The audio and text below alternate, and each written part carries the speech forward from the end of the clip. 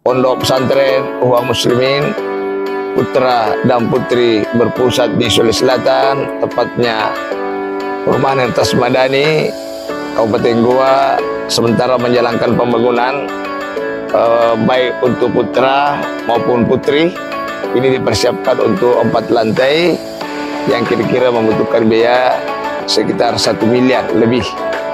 Nah, di tempat ini juga akan ada pembangunan masjid 4 lantai khusus untuk putra, khusus untuk putri, khusus juga untuk mahasiswa.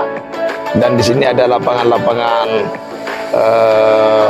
bola, lapangan voli bagi santri-santri putra, dan ada kolam ikan, dan ada supermarket yang ada di dalamnya. Jadi harap bantuan kepada sahabat-sahabat saya agar dapat memberikan partisipasi. Semoga pondok ini bisa berjalan dengan baik pembangunan fisik maupun pembangunan material. Nah, oleh sebab itu, bagi sahabat-sahabat saya, para simpatisan, mudah-mudahan bisa menyalurkan sebagian rezekinya di Yayasan Ikhwan Muslimin, yaitu BSI rekening 105-466-5225 atau konfirmasi admin 081-9372-91207. Alhamdulillahirrahmanirrahim. Pada hari ini mari kita bersyukur kepada Allah, kita telah dipertemukan di tempat ini. Semoga silaturahim ini membawa rahmat yang besar. Tadi kita awali dengan doa. Rasa-rasanya doa tadi belum 1 jam sudah terkabulkan. Antara lain sudah cair seluruh persoalan alumni dengan adanya Pak Rektor Andi Jamal, sudah cair. Kita melangkah ke depan lagi. Kata Rasulullah, siapa yang suka membicarakan keburukan orang, kalau itu benar namanya ghibah, kalau salah namanya fitnah. Segera pembicaraan sudah banyak ini, segera sudah harus bangkit ke depan. Salam kepada Rasulullah dan kita. Semua kegagalan ada kepada Rasulullah. Rasulullah pada yang ulum tidak pernah berbohong dalam hidupnya sekali pun. Mari kita berapa kali kita berbohong dalam hidup ini. Secara sosial lebih mengutamakan agamanya Allah dibanding diri. Mari kita berdoa. Jangan sampai kita mengutamakan dunia dibanding agama Allah. Secara politik, beliau mengorbankan harta dan nyawa demi tegaknya kebenaran. Mari kita berdoa, jangan sampai kita mengorbankan agama untuk cari kursi. Apalagi Panglima Perang terhebat, 53 kali beliau memenangkan pertarungan ideologi, bukan kolonialis, demi tegaknya agama. Beliau 53 kali perang, 2 kali umroh, 1 kali haji. 2/3 dunia berubah karena akhlak Rasulullah SAW. Mari kita berdoa, adakah sudah ada berubah? Jazakallahu khairan, terima kasih kepada panitia yang telah mengundang kami. Yang saya muliakan Pak Rektor, senior saya, para guru saya, Andi Jamal, dan saya tidak bisa sebut satu-satu. Saya bersyukur karena saya bisa diundang sebagai narasumber. Biasanya kalau saya diundang cuma baca doa. Sebenarnya undang-undang toki pembicara karena kita juga.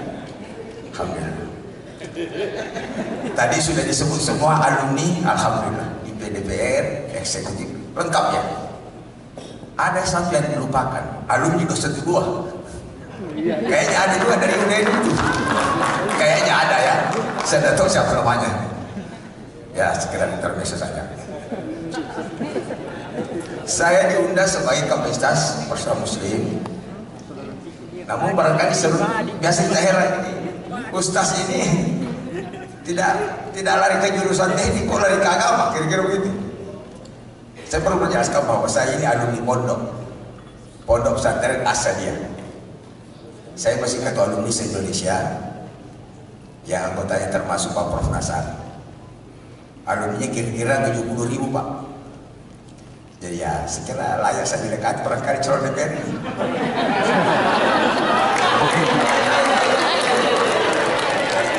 Itu pulau sembuh ya. Itulah bapak saya bekas Kani Pamana, Ki Haji Abdul Rahman murid Ki Haji Nasar. Ya, pencetak ulama itu semua disingkat dulu. Kalau di sini ada Darul Istiqamah, Kiai Marsudi Hasan, Abu Darda, semua belajar dari singkat. Tidak ada Hindu Muhammadiyahnya. Jadi itu kira-kira barang. Kalau partai saya namanya Nurdin Pisoh, saya kira pasti banyak juga ya. Tadi Pak Nur Rihani baru tahu kalau Abu Darda wakil bupati itu ponakan saya, rupanya bisa beliau. Alhamdulillah sempat ketemu Pak Tamsil dulu, guru saya nih. Guru saya dulu di HMI. Bukan HMI yang mendarat, HMI yang bawa-bawa itu. Ya ngajar saya itu beliau. Tapi perbedaannya, saya selesai jadi sourcing, itu aja bedanya. Alhamdulillah ketemu di tempat ini, saya bersyukur sekali. Jadi sekiranya itu gambarannya mas kalian, adik-adik mahasiswa dan para teman-teman. Jadi saya dulu dari kecil di pondok, pokoknya sudah bosan agama sampai masuk aliyah. Itu terus kata Pak itu bosan. Apalagi ketemu teman-teman SMA 1 saya itu kayaknya alumni Ali dibanding alumni SMA 1 tenggelam betul dulu. Akhirnya saya sudah bosan agama, lari ke IKIP. Alhamdulillah lulus juga ini. Ambil teknik. Kerja keras. Itu waktu setiap tahun berubah itu cita-cita. Dia pemain bola mau jadi pemain bola, dia Pak Sukala mau jadi pengusaha, dia tentara mau jadi akabri, hampir dia penyanyi mau jadi lagi penyanyi dan di waktu itu masih berubah terus. Ketemu grupnya kata Tamsil, ini kayak main Quran ini parah ini. Rupanya saya senang di Quran. Rupanya Quran ini adalah hudal linnas. Alhamdulillah mudah-mudahan sampai sekarang saya tetap akan sosialisasikan Al-Quran dimanapun berada. Jadi kalau saya kepada Tamsil, seperti saya kuliah waktu sambutan, hampir tidak ada ayat yang keluar banyak. Ya mungkin nanti kalau duduk main ayat lagi. Ya. Baik, jadi saya bukan salah jalan. Rupanya di agama itu disitulah ketenangan. Ya, saya juga pengusaha, saya ada residen di Hertas di Madani. Kalau jabatan jangan tanya lah, ada semua mulai persin apa segala macam, hampir semua organisasi. Rupanya tidak ada kenikmatan dalam jabatan itu, tidak ada. Tidak ada juga kenikmatan di dalam ekonomi. Yang ada kenikmatan ketika kita melakukan kebaikan kepada agama. Itu baru. Coba tanya, Pandornya ada nggak kenikmatan? Tidak ada. Tapi ketika beliau membantu naik umroh di situ ada kebahagiaan tersendiri yang sulit kita lupakan. Ya ini kira-kira gambaran saya ya. Ya, mohon maaf sedikit kalau berbeda. Ya. Pada kesempatan ini, ya kita ini membangun jiwa. Saya kira kalau membangun jiwa, kalau kembali kepada Indonesia ya, bangunlah jiwanya, bangunlah fisiknya. Saya mungkin mengambil peran untuk membangun jiwa.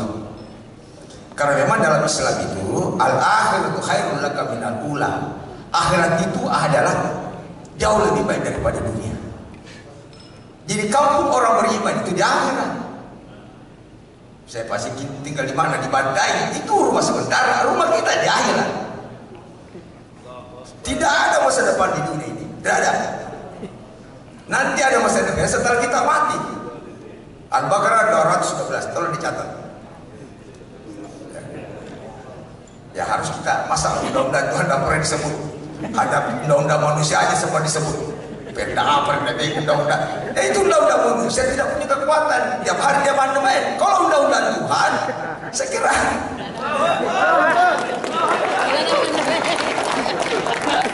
Ya, saya kira teman-teman DPR ini, kalau dia wakil rakyat, sekali-sekali wakil Tuhan. Kalau wakil Tuhan tidak ada masa baktinya, tidak ada pensiunan. Ya, tanya Pak Tafsir, dia ngajar saya dulu itu.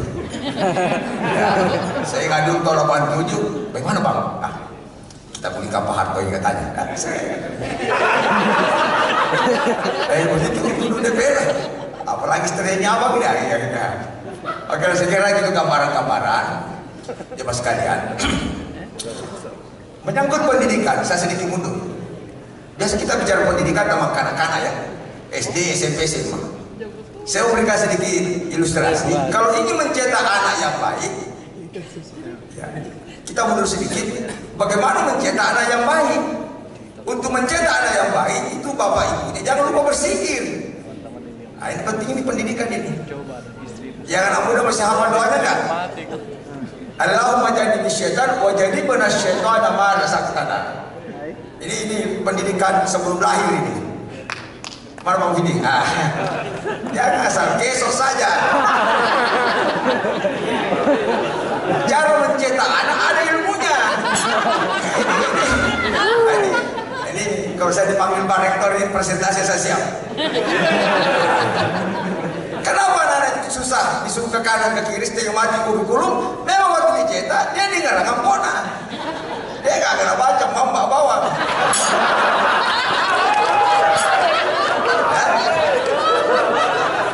Yang kedua, jangan lupa wudhu dan berzikir pada cengi. Karena anak yang mau dicetak akan meneruskan perjuangan Rasulullah Shallallahu Alaihi Wasallam. Bisa dipahami? Bisa diamalkan ya? Maksudnya muda-muda yang tua-tua, sudahlah. Yang tua kasih cincin beli seminggu. Muda. Ini penting. Mati kayak ya. Bongkar rahasia. Mulai kita bahas. Kalau mau jadi sabar-sabar anaknya, kalau misalnya orang naik kendaraan dia menurun, bacanya sikitnya subhanallah. Tenang itu kalau lahir semacam Pak Prof Abbas tadi, sejuk. Tapi kalau mendaki baca Allahu Akbar, dia pejuang itu. Ke atas pejuang nanti kalau lahir itu. Cara memimpin itu. Mati mahal ini, harus dibayar begini. Mau sabar mau jadi pejuang lagi gitu ya. Sejarah cukup cara mencetak anak. Mungkin bapak saya dulu bagus cetaknya, saya kisah masih pegang Quran. Istilahnya lebih bekas preman dibanding bekas ustaz ya. Ya teman-teman, saya baru juga ketemu teman di Samarinda ini. Saya baru pulang dari Turki, ada 1 minggu konferensi internasional keliling. Ada teman saya namanya Abu. Itu Abu itu angkatan 84 PTO. Setiap kuliah itu pasti minum dulu. Setelah minum satu bukunya, saya bilang kok jadi manusia juga ini Abu di Samarinda. Alhamdulillah. Ini rupanya alumni ini menyebar kemana-mana. Mudah-mudahan kita study sinergi ke depan. Saya akan coba membacakan ayat di dalam surah Al-Baqarah ayat 246. A'udzu billahi minasyaitonir rajim. Bismillahirrahmanirrahim. Alam tara ilal mala'i min bani Israil min ba'di Musa idh qalu li nabiyyin lahu ba'ath lana malikan nuqatil fi sabilillah. Tadi kalau dicatat tentang indeks ya berapa indeks alumni kita dari ranking 60 menjadi 20 ya. Ya saya mau catat sekarang ada berapa alumni ini tidak tahu mengaji. Nah, itu saya catat. Ya catatnya di luar. Saya siap. Ya untuk apa? Profesor Dokter Denisa mengaji bagaimana sama? Nah ini kira-kira ya. Oh maaf Prof ini. Saya yakin ini karena ini hadis. Sebaik-baik manusia mempelajari Al-Quran dan tapi tenggelam ini hadis ini akibat era modernisasi ya. Kadang kita malu akan ini hadis. Mungkin kita nggak tahu ngaji juga ya. Alam tara ilal mala'i min bani Israil min ba'di Musa qalu li nabiyyin lahu ba'ath lana malikan nuqatil fi sabilillah. Ketika zaman jahiliyah itu prostitusi, korupsi, kemerajalela di mana-mana, sudah tidak ada nilai keadilan, kezaliman di mana-mana, maka datang satu komunitas memohon kepada Nabi. Pada waktu itu turunkanlah pemimpin di muka bumi ini, wahai Nabi, kami sudah tidak mampu lagi melihat ketidaknyamanan ini. Itu ada orang panam. Maka berkata Nabi itu, hal asaitum in kutiba alaikumul qitalu alla tuqatil. Apa betul kamu berjuang kalau saya diizinkan? Maka dia jawab, kami akan berjuang, kata masyarakat ini, akan memperbaiki negara kami, bangsa kami dari keterpurukan. Kalau engkau mengizinkan ada pemimpin yang turun. 247 bisa dicatat karena Quran ini kalau tidak dicatat 10 menit menguat keluar nanti nih. Wa qalu nabiyyun inna Allaha qad ba'atha lakum Talut malika. Jadi waktu maka Allah menurunkan Talut sebagai pemimpin. Dia barisan terdepan, dia bukan masyarakat yang keturunan Nabi, tapi dia senantiasa barisan terdepan dalam amal ma'ruf dan nahi munkar. Sekiranya bapak-bapak yang punya kapasitas anggota DPR, mampatkanlah posisinya untuk amal ma'ruf nahi munkar. Jangan nanti polisi baru baik bicaranya, mampatkan memang. Ya, kira-kira gitu ya. Maka dikatakan 247 karena bukan ketuanya, bukan kelompoknya yang dianggap menjadi pemimpin. Qalu nahnu ahaqqu bil mulki minhu wa lam yuntasaka minal mal. Itu Talut tidak layak jadi pemimpin. Kenapa? Bukan dari kelompoknya. Kedua, Talut tidak punya uang. Jadi kalau ada suka mengkaitkan kriteria kepemimpinan uang, berarti dia pengikut Yahudi. 247 dibuka. Jadi umat Islam itu mengutamakan kepemimpinan dengan moral, dengan sikap. Itulah yang kita. Ya macam saya ya. Siapa yang punya sikap tidak mungkin bisa lari dari alun dua ini. Tapi cuma pakai siri-siri ya. Tidak ada jauh urusan. Karena kita ini akan diminta pertanggungjawaban di hadapan Allah Subhanahu wa taala. Tanya Pak Tafsir guru saya dulu di persentase. Saya masih catat itu. Ahad milmul tiba oleh mustatam mal maka qala inna Allah astafahu alaihi wa zadahu mastatam fi ilmi wal jism. Ketika Allah memberikan amanah kepada hambanya, pasti Allah menurunkan ilmu dan kekuatan. Makanya kepemimpinan itu tanpa rekayasa kelihatan pintar ketika pidato. Tapi kalau dia rekayasa kelihatan bodoh. Allah cabut. Ya, itu gambaran Al-Baqarah 247. Jadi Islam ini mengatur negara, mengatur ekonomi, mengatur politik, semua ada di Quran. Ya, mudah-mudahan nanti saya tidak rektor persentase ini. Coba macam-macam biasa orang tidak mengundang saya, dibilang susah itu bahasa, susah diatur radikal misalnya. Sekarang sudah tidak radikal. Keras, bukan keras hati kita, keras menerima Quran, kira-kira begitu ya. Kira-kira kabar begitu. 248 wa qala lahum nabiyuhum inna ayata mulkihi ayyatiyakum tabutu fihi sakinatun min rabbikum. Ketika Talut ditanya pertanggungjawaban mereka kemampuannya di dalam tafsir Ibnu Katsir 17.000 itu menanyakan apakah kemampuan Talut dalam memimpin. Misalnya kira-kira apa kemampuannya Pandi Jamarot mau jadi DPR, kira-kira begitu. Pak Tafsir dan lain apa? Karena dia betul-betul ikhlas karena Allah, Allah mengangkat tabut di atas jatuh kepada Talut sehingga orang berbayar. Jadi pemimpin-pemimpin itu sebenarnya memang lahir dari kekuatan moral dan tidak ada keinginan. Memang dia layak. Mendosa itu jelo misalnya. Jadi kalau ini ayat berlaku di Indonesia, ini tidak perlu keluar memilih calon presiden ke depan karena ada moral yang kita catat. Saya kira sejarah ini berlaku di abad kerajaan Sultan Alawi, Datuk Fatimah dan lain sebagainya di zaman itu saya kira Datuk Selewatange dan lain sebagainya. Tidak ada orang yang terbaik, akhlaknya pasti dia pemimpin. Saya kebetulan punya Prof. Patuladi. Saya sama-sama lama dan dididik dalam buku Prof. Dr. Sekarang kalau kondisi agak rusak, semua tokoh moral menjadi pelontok. Kenapa? Orang menguap. Ya tak? Ini kan apa kok? Ya salah, maafkan saya kalau saya. Ini bahagian kecintaan saya. Saya cinta WNM ini. Saya pasti juga akan berbicara ke depan.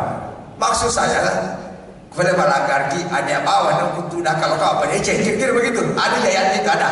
Belum saya bahas itu. Belum. Ya, babi lagi boleh dimakan kalau darurat. Kira-kira begitu ya. Nah itu kira-kira gambaran. Kenapa? Karena kepemimpinan kita ini tidak berakhir di dunia, berakhir kepada Allah. Pak Tafsir 3 periode nanti akan jadi oleh Allah. Bukan selesai di dunia. Nah, itu kayak cuma keyakinan modernisasi seakan-akan kalau kita mati tidak ada masalah. Itu keyakinan orang kafir. Apa saya? Amma yatasaalun 'anil naba'il azim. Oleh sebab itu, orang beriman itu ada 3 hal diambisi. Menanam amal jariah, ilmu bermanfaat dan anak yang soleh. Ini periode ini kurang kuat karena tidak ada yang melihat pencatatan amal soleh. Tidak ada orang melihat mereka mencatat amal jariah. Orang melihat tes dilantik wisuda selesainya. Akhirnya orang lupa bahwa al-akhiratu khairul laka minal ula. Kita bahas sedikit lagi karena tadi saya jamalkan tahu saya sekaligus menutup ya. 249 falamma fasala Talut bil junudi qala inna Allaha mubaddilukum. Ketika Talut dianggap jadi pemimpin dia tidak gembira. Jadi kita setelah dilantik hura-hura syukuran. Ya, apa yang dikatakan faman syariba minhu falaysa minni. Hati-hati. Jangan melakukan keburukan karena kalau kau minum akhirnya Anda buka kelompok saya. Itu nasihat daripada Talut. Mudah-mudahan senior saya yang diamanahkan dan di DPR bagus baca ini. Ya, macam kita ini tidak usah dikasih apa-apa. Lakukan saya taat kepada Allah, kita sudah bersyukur. Misalnya Nusantara. Nusantara ini kan masih terbuka prostitusi ya. Yang pertama nanti ditanya ini ya wali kota.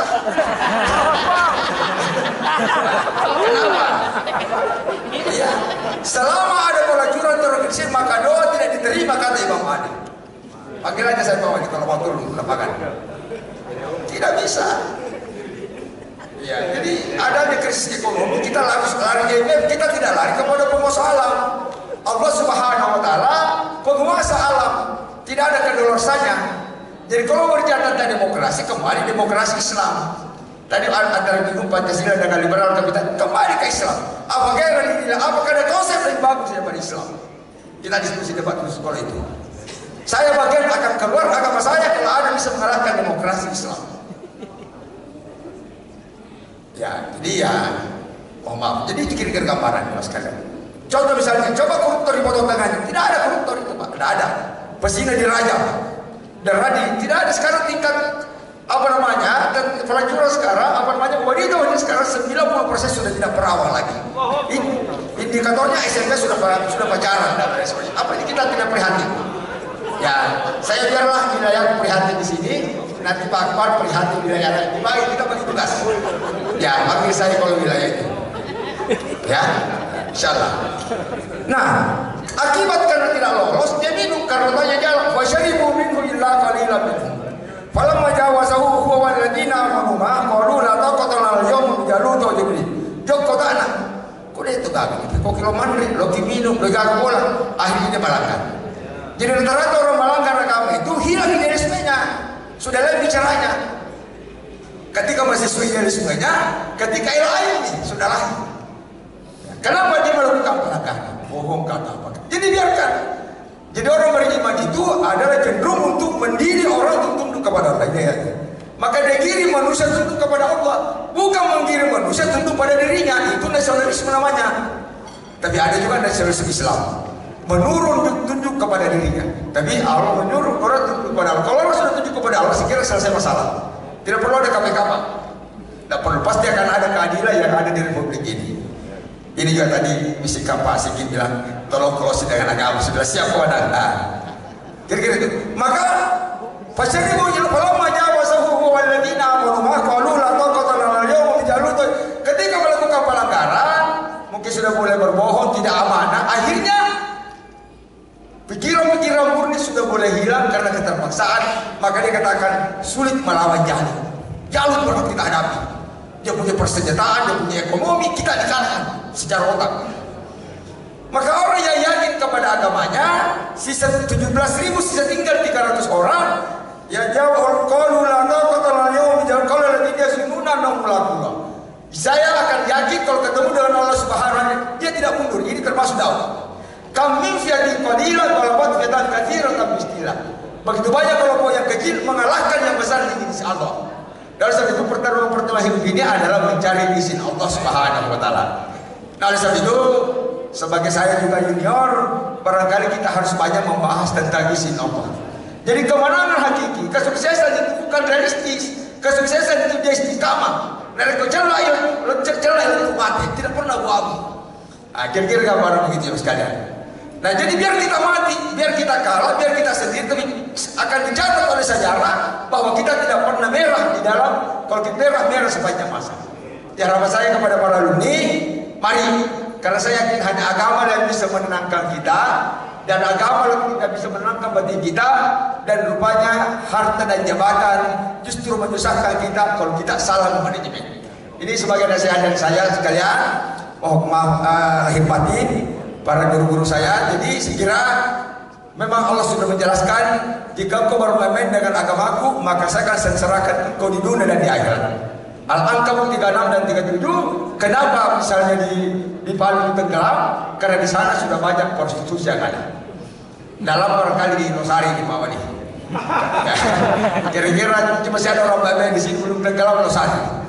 Ya, tadi saya lihat Pak Mamanto sibuk menyibukkan ke Cengkot. Sibuk bagaimana kita memperbaiki bangsa. Karena Rasulullah SAW yang pertama dibangun adalah jiwanya, bukan fisiknya. Nah, sebetulnya insyaallah dengan adanya kesempatan ini, mohon maaf Pak Rektor, saya mau ngomong banyak nanti dengan Pak Karta. Saya kira teman-teman mahasiswa saya sayangkan sudah banyak tidak tahu mengaji, dan saya tidak tahu berapa persen sudah tidak sembahyang lagi, potensi masuk neraka semua. Saya kira tidak ada perlu dibanggakan calon neraka. Dan berapa persen yang belum kali, ini perlu perkawinan masal ya, perkawinan masal juga hidup ini. Ya satu kali alumni 100 orang kawin masal, daripada Wampana ini merusak kebudayaan, merusak Islam, terlalu banyak Wampana ya. Ya udah, kita nanti alumni sekaligus pernikahan masal, ya nanti saya pimpin doanya, dan lain sebagainya. Oleh sebab itu, dengan adanya pertemuan ini, terima kasih Pak Rektor atas undangan ini, Pak Akbar Faisal dan seluruh kawan-kawan. Semoga ada manfaatnya, dan ini baru awal. Mudah-mudahan setelah ini kita akan bikin pengajian bulanan UNN supaya ada keseimbangan pencerahan agama dan pencerahan ke dunia, supaya jangan kita larut, jangan sampai kita sukses 5 tahun lagi kita gagal, dan mudah-mudahan pada kita yang sukses kita tidak boleh sukses karena sudah bukan lagi Al-Quran yang berbicara. Assalamualaikum warahmatullahi wabarakatuh.